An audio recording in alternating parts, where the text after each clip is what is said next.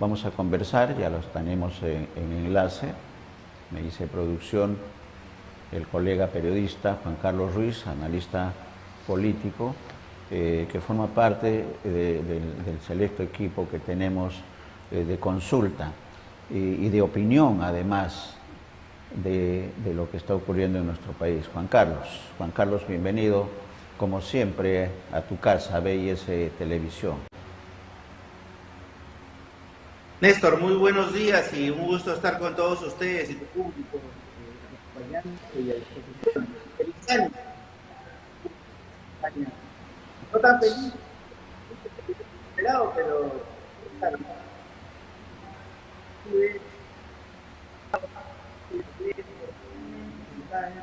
pero siempre planteándonos retos nuevos para poder construir una sociedad hacia futuro, ¿no? Lectura. ¿Cuál es la lectura que tenemos, Juan Carlos? Hay un pequeño desfase de audio y video, pero eso no es problema, el audio está perfectamente bien. Eso se soluciona la conectividad con el desarrollo de la entrevista. ¿Cuál es la lectura que se tiene al día de hoy en este periodo en la que Dina Boluarte asume la presidencia transitoria de nuestro país, Juan Carlos? A ver, mira, yo creo que hay varias ideas respecto a este tema.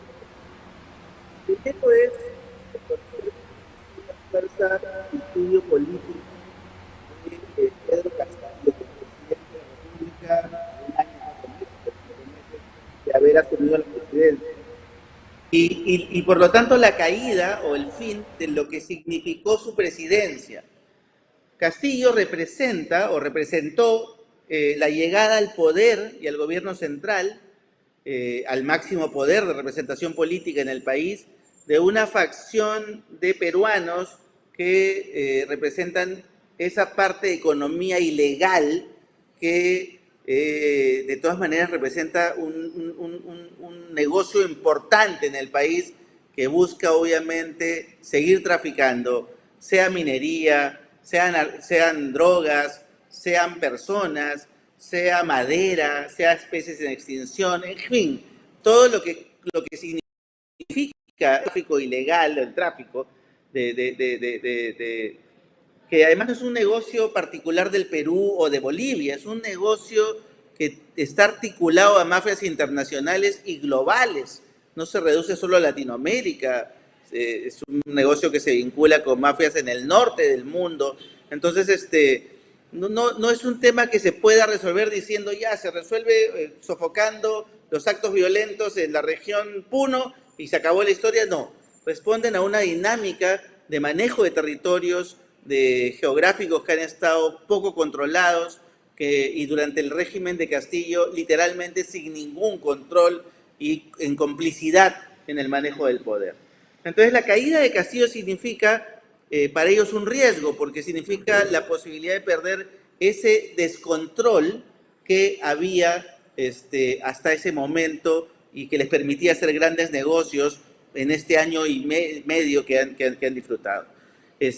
Por eso es la respuesta violenta. Lo que nosotros estamos viendo en el sur no es una población espontánea que está saliendo a reclamar derechos olvidados o demandas olvidadas sociales, que sí están a nivel discursivo y que sí son vigentes, porque es verdad que el centro del país, el sur del país, han estado desconectados de ese desarrollo y ese crecimiento económico que el Perú como nación, especialmente la costa norte y la capital, han tenido los últimos 30 años. Entonces, esa desconexión ha generado una serie de vacíos, una serie de desconexión, de falta de inclusión en ese desarrollo, en ese crecimiento, que el sur y el centro andino lo demanda y tiene justa demanda para hacerlo. Pero el problema de esa demanda, ¿no es cierto?, es que a nivel discursivo se dice eso, pero lo que se está movilizando en las calles, ¿no es cierto?, en las regiones, no es esa población que está exigiendo esa demanda, sino mercenarios y gente movilizada en este tráfico ilegal que de alguna manera lo que está haciendo es tratar de generar desorden, anarquía y obligar a que el Estado formal, el Estado-nación, el constitucional, que es el que debiera poner las reglas de juego para la convivencia social, no se estabilice y no ponga orden y no ponga un ojo donde tiene que ponerlo en esos territorios que son prácticamente territorios liberados para el negocio ilegal. Esa es la lectura que tenemos que tenerla clara desde este momento.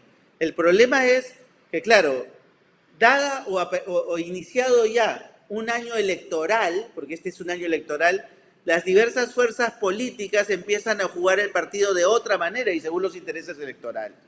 Tenemos evidentemente a una izquierda moderada que al haber sido cómplice, ¿no es cierto?, del señor Castillo en el gobierno y haber quedado chamuscada después de un gobierno realmente desastroso, ¿no es cierto?, porque no es que dio pie en bola en términos de gestión pública, ahora busca, a través de algunos representantes de lo que conocemos como los caviares, bueno, por la izquierda moderada, vemos ahí a Sagasti, vemos a Nieto, vemos a Vizcarra, si queremos llamarlo de alguna manera, que están tratando de decir que esto no es manejable, que esto no se puede manejar, que los 40 muertos que han habido por estas protestas, que hay que investigar, pero hay que investigar claramente de dónde salieron esas balas. O sea, yo tengo información de inteligencia de que esas balas no han salido todas del lado de las Fuerzas Armadas. Las balas han salido de varios lados. Y entonces, claro, lo que hay que hacer es que la investigación dé el resultado y cuando la investigación diga que hay muchas balas que no pertenecen al inventario de las Fuerzas Armadas y policiales, entonces acá estamos jugando otro juego. Un juego de desestabilizar, violento, que es el que todos los que sabemos qué está pasando detrás de esto, sabemos quiénes están moviendo esos hilos. Pero políticamente se está tratando de aprovechar ese desorden, ese problema, y se está tratando de aprovechar para aprovecharse políticamente de esto y adelantar un proceso electoral sin mayor reforma, creyendo que se tiene la oportunidad de ganar. Y acá también tenemos a otro en el partidor, que es, por ejemplo, el señor Acuña. El señor Acuña, entiendo que está apostando porque su hijo, que se acaba de casar con Brunella Horna, y harían una pareja interesante en términos y atractivos en términos populares, sea el candidato justamente de Alianza por el Progreso para la presidencia, y estarían buscando a esa persona o ese personaje del sur que complete la plancha para poder hacer algo más atractivo en términos de narrativa popular. Pero tenemos también a Rafael López Aliaga por el lado de la derecha y la centro derecha tratando de proponer una candidatura de consenso donde no sea él el candidato. Él se va a quedar en la Municipalidad de Lima y entonces está proponiendo a ver cómo proponemos un candidato de consenso. Entiendo que Renovación y Avanza País van en ese sentido. Somos Perú, algunas organizaciones del centro están oyendo, pero no ocurre en ese eco, no está dándose, por ejemplo, en Fuerza Popular, que insistiría en mandar a la candidatura a Keiko Fujimori. No se está escuchando en Acuña, que quiere su propia fórmula. No se estaría escuchando ni siquiera en un Hernando de Soto que está proponiéndose como candidato a varios vientres de alquiler. O no ocurriría, por ejemplo, con el señor Añaños, que quiere hacer una carrera política desde el empresariado, el éxito empresarial, y estaría coqueteando con el APRA para ser el candidato del APRA, si es que logra la inscripción como se espera. Entonces, estamos en un país en donde aparentemente hay voces de los expertos, los opinólogos que dicen, Dina va a renunciar en cualquier momento, Dina va a caer, si Merino cayó con 2 muertos, ¿por qué no cae Dina con 40? Y lo reducen todo a un tema de muertos, como si la cantidad de muertos es lo que hace sostenible o insostenible la gobernabilidad de un país. Y olvidan que la gobernabilidad de un país no depende del número de muertos que pueda tener o darse en un acto puntual y concreto y dependiendo de una circunstancia dada. La gobernabilidad y la sostenibilidad de un gobierno depende de poderes fácticos que son los que realmente mueven, ¿no es cierto?, la dinámica económica, política y social que ocurre en el país. Un poder fáctico es esta economía ilegal que se ha pronunciado, que ha utilizado, que está violentando, que está destruyendo y que está poniendo en jaque, obviamente, a un gobierno de transición que tiene que defender la constitucionalidad y la institucionalidad y el Estado de Derecho que lo puso ahí. Yo, por lo que sé, no hay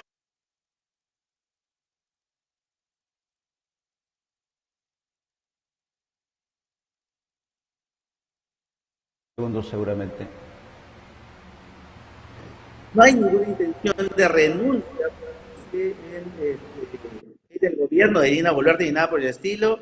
Tiene claro cuáles son los 3 puntos de la agenda de la presidencia Boluarte de transición. Uno es restablecer el orden en las regiones donde hay estos actos violentos y ya sabemos movilizados por quién.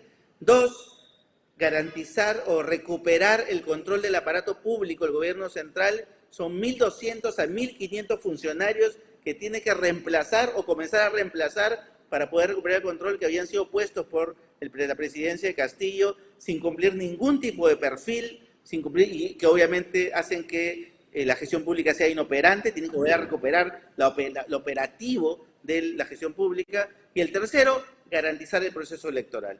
En el peor de los casos, lo que se puede dar, si es que se negocia un ajuste y un plan mínimo de reforma política, es que la elección de abril 2024 se pueda hacer a fin de año, de este año, o de repente en enero de 2024. Eso es lo único que podría estar en una negociación todavía por definir.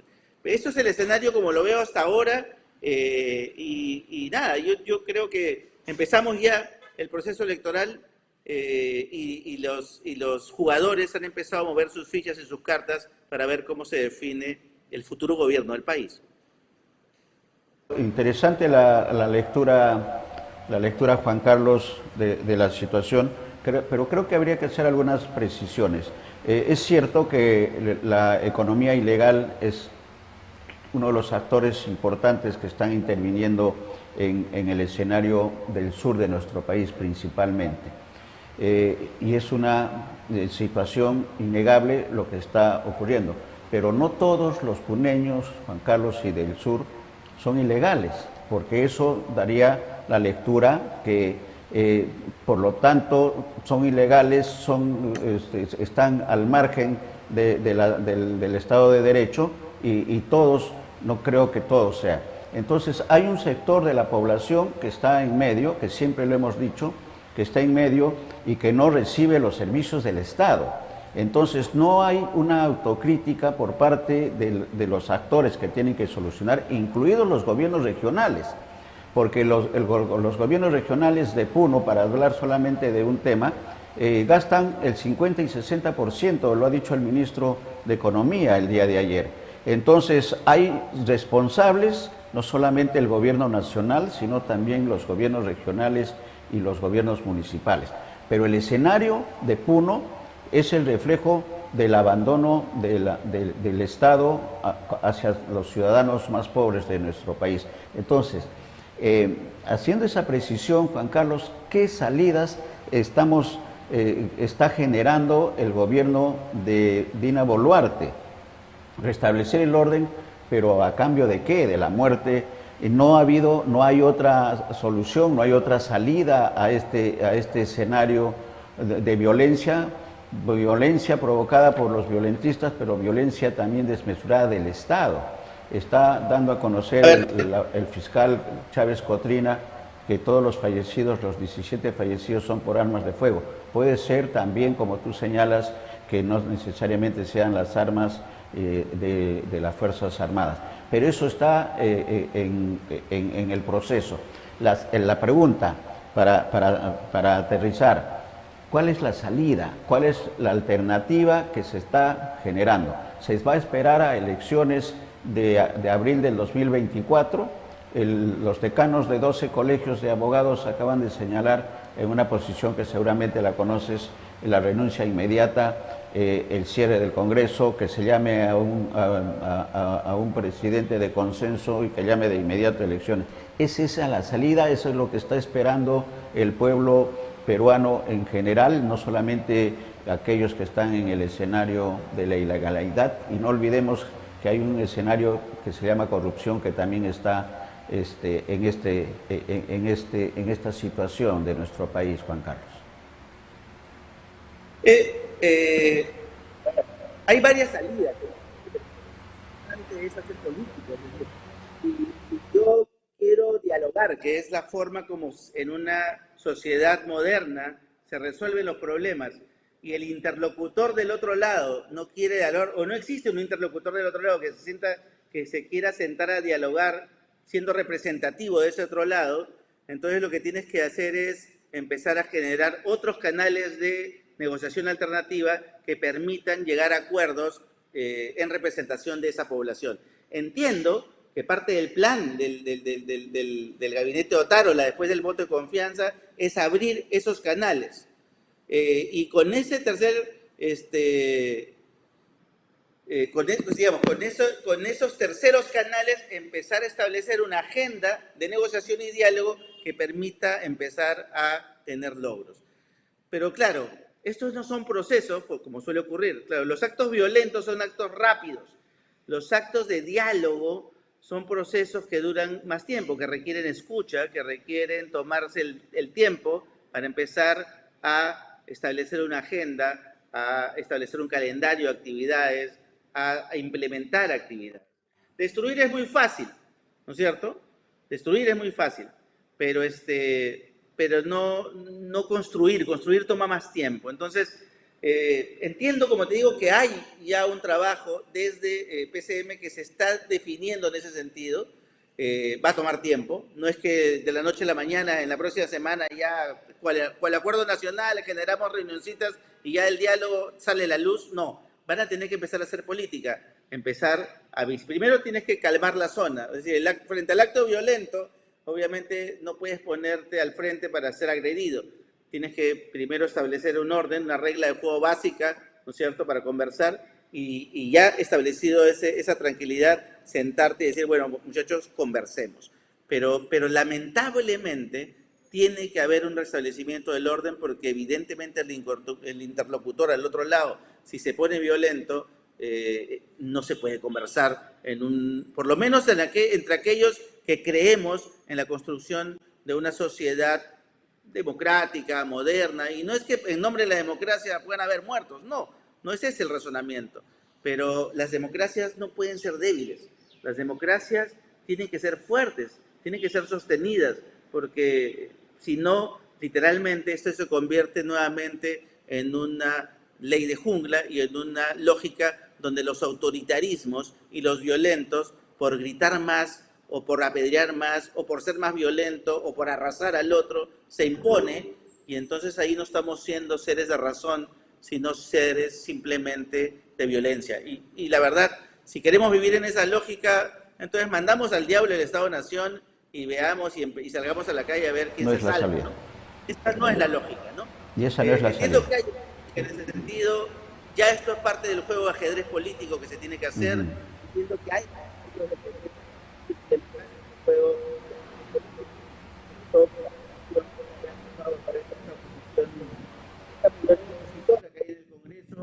que está más cerca de la formalidad que la ilegalidad, y hacia eso están encaminando. Hay que tener paciencia, hay que tomar aire y hay que tener la esperanza de que ya, ¿no? se va a dar un baño de agua fría creo que es necesario en este momento.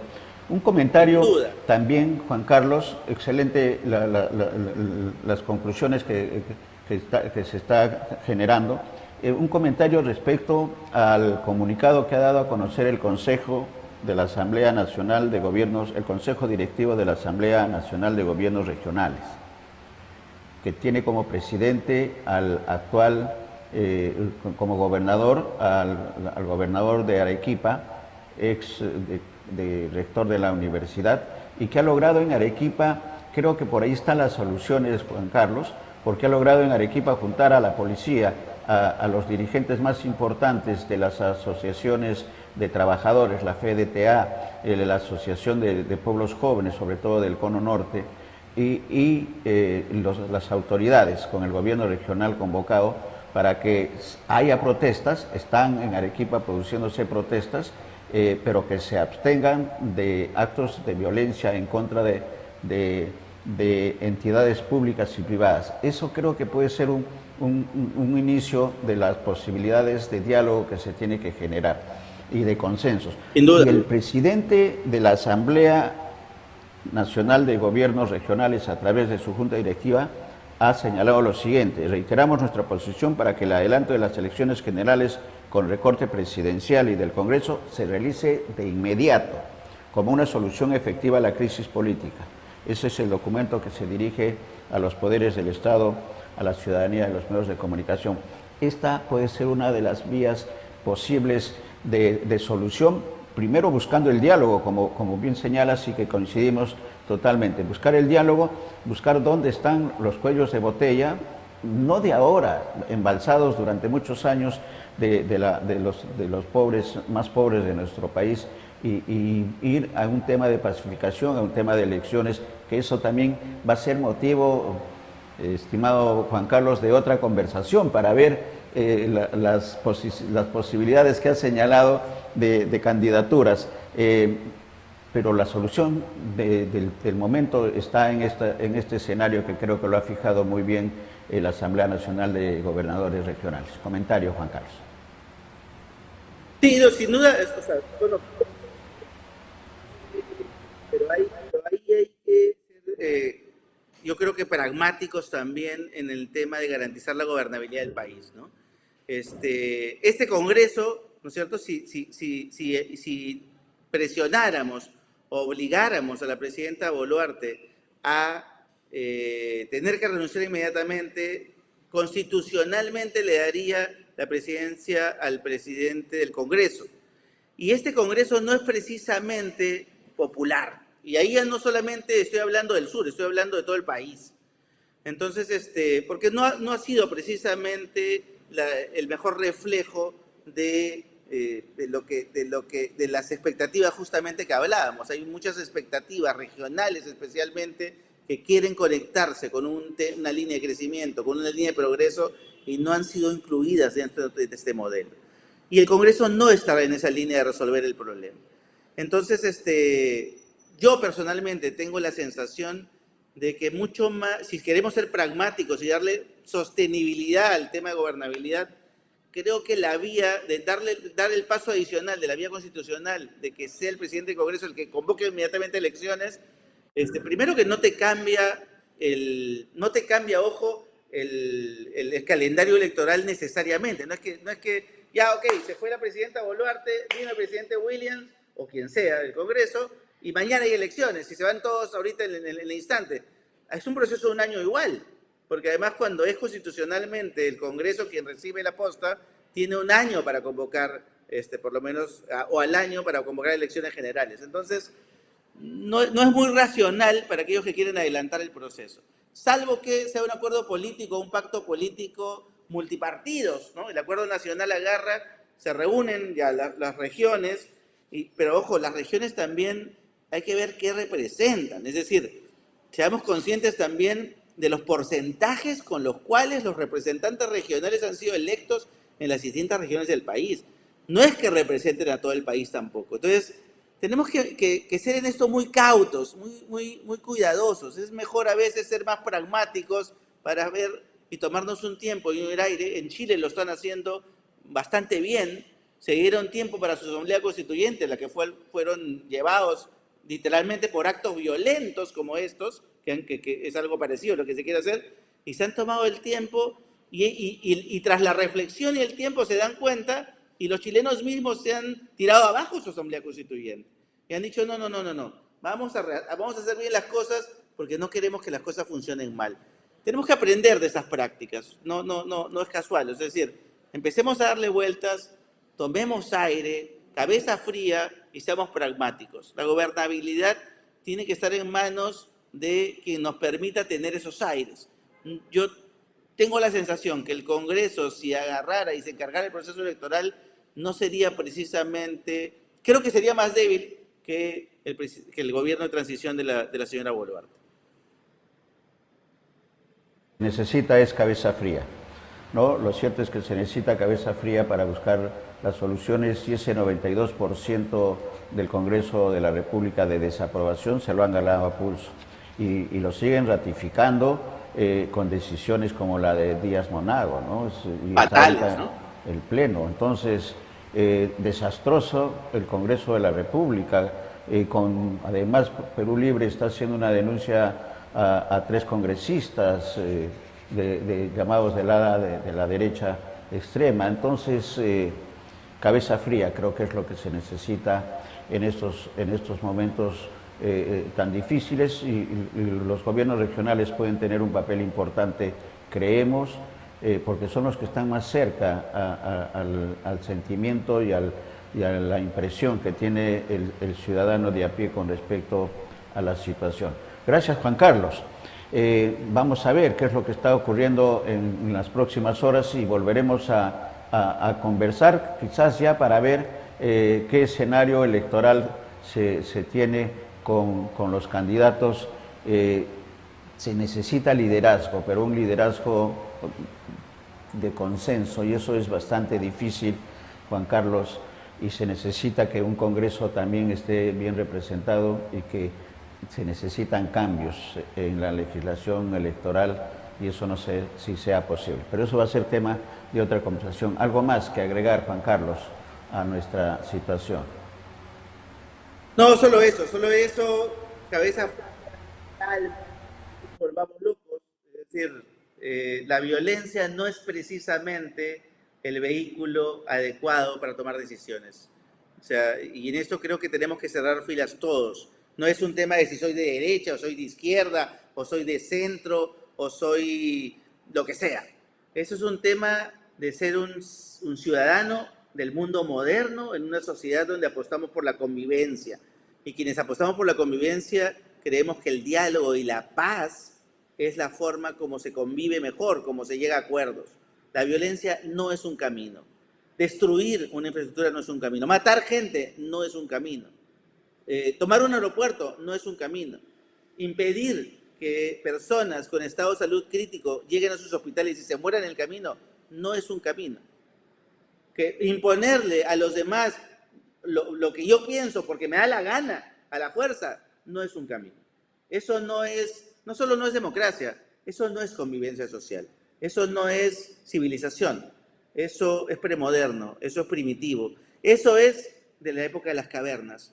Y yo creo que no vivimos en la época de las cavernas, aunque en muchos lugares en las regiones del sur, gracias al olvido que hubo en el tema de crecimiento, hay muchos lugares donde los temas de salud, de educación, de falta de agua, desagüe, parece que vivieran en las cavernas, sí. Y eso hay que resolverlo ya. Pero la solución no está en un acto violento. Jamás está en un acto violento. Totalmente. Cabeza fría y soluciones patrióticas son las que se requieren en las próximas horas. Gracias, Juan Carlos. Estamos en comunicación de manera permanente. Ha estado con nosotros. Néstor. Gracias también, Juan Carlos, licenciado Juan Carlos Ruiz, periodista y analista político, buscando soluciones a esta crisis política y social. Están dadas las alternativas. Ustedes, amigos, saquen sus propias conclusiones.